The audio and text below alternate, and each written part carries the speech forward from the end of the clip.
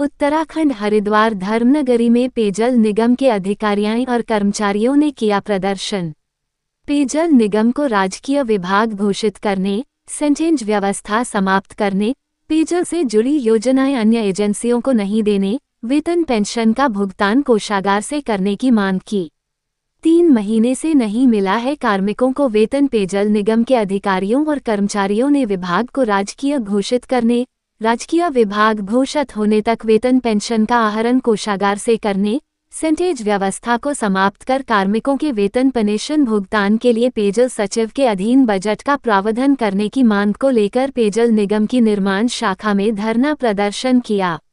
धरना प्रदर्शन के दौरान उत्तराखंड पेयजल निगम कर्मचारी महासंघ के मंडल सचिव कुमार गौरव ने बताया कि विभाग में सैनिटेज व्यवस्था लागू है, जिसके तहत परियोजना पूरी होने पर विभाग को 12.5% सेंटेज मिलता है, जिससे कार्मिकों के वेतन, पेंशन व अन्य भत्तों का भुगतान किया जाता है।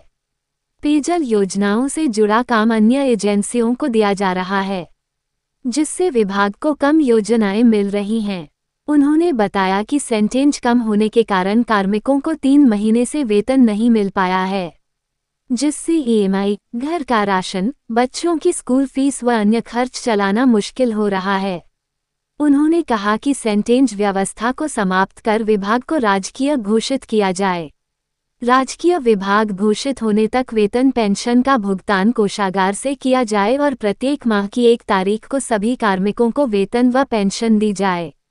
प्रांतीय ऑडिटर शलभ मित्तल ने बताया कि मांगों को लेकर पूरे प्रदेश में किए जा रहे आंदोलन के क्रम में जनपदवार 21 फरवरी से 5 मार्च तक प्रदेश मुख्यालय देहरादून में प्रदर्शन किया जाएगा।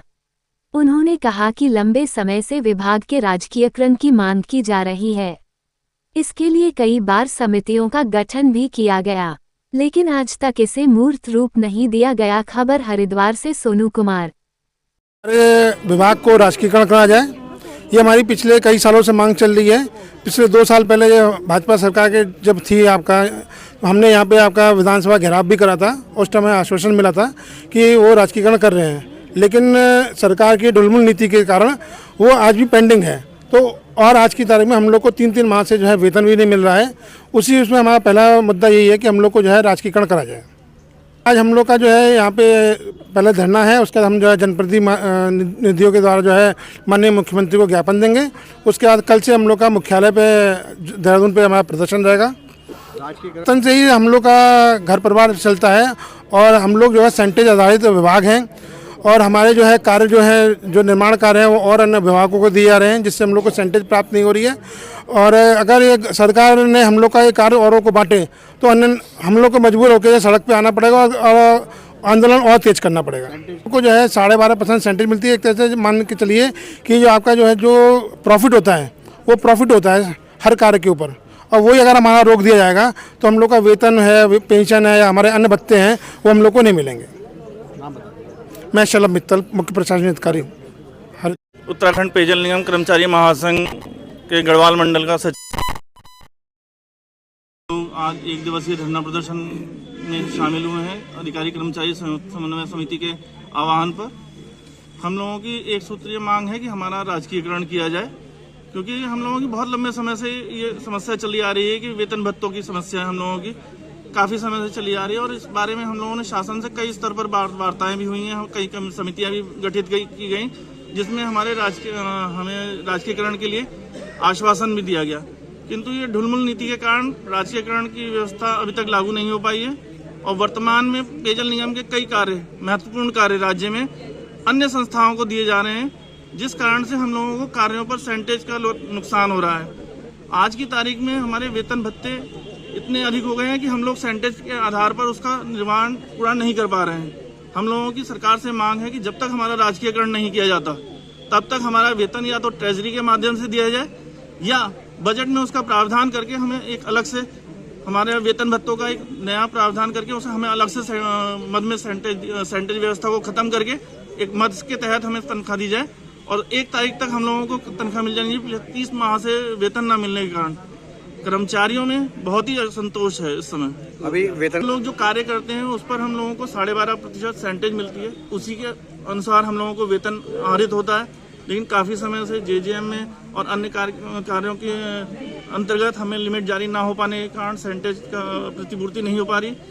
जो हमारे सेंटेज और हमारे अधिष्ठान के मद के व्यय हैं उनके जो गैप है उसकी प्रतिपूर्ति राज्य सरकार ही करती है। तो हम लोगों की डिमांड है कि वो सेंटेज व्यवस्था पूर्ण रूप से खत्म करे और हमारे जो भी वेतन भत्तों का व्यय है वो सरकार अपने बजट में प्रावधान करके उस पर भारित करे और हम लोगों को समय पर वेतन प्रदान करे। और क्या उनका आज 1 दिवसीय धरना प्रदर्शन का कार्यक्रम है जिसमें हम लोग जनप्रतिनिधियों के माध्यम से नेक्स्ट हाफ में हम लोग उनको ज्ञापन प्रस्तुत करेंगे। उसके बाद हम लोगों का 21 से लेकर 5 तारीख तक जनपदवार देहरादून मुख्यालय पर धरना प्रदर्शन रहेगा।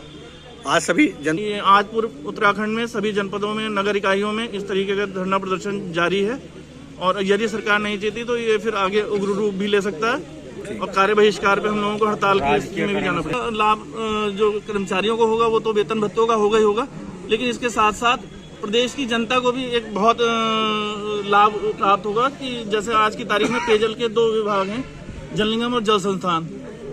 कई बार जनता को परेशानियां आती हैं पेयजल में, तो वो कभी जल संस्थान के दफ्तर में जाता है, कभी पेयजल निगम के दफ्तर में जाता है। यदि राजकीयकरण हो जाएगा तो एक ही मंच पे सब लोग होंगे और जन समस्याओं का निराकरण भी आसानी से और शीघ्र हो पाएगा। जल संस्थान में भी इसी तरीके की व्यवस्था है, लेकिन वहाँ पे रेवेन्यू जनरेट होता है तो उनको थोड़ा सा उस चीज़ का फायदा मिल जाता है। लेकिन हम लोग चूंकि कार्यों पर ही निर्भर हैं, हमारे यहाँ रेवेन्यू जनरेशन अभी इतना नहीं है कि हम लोग अपने वेतन भत्तों का उससे प्रतिपूर्ति कर पाए। क्या हैं आने वाले समय में हम लोग जायका के काफी कार्य कर रहे हैं का कार्य और सीवर व्यवस्था का कार्य जो निर्माण कार्य है वो हम लोग द्वारा किया जा रहा है प्रदेश में।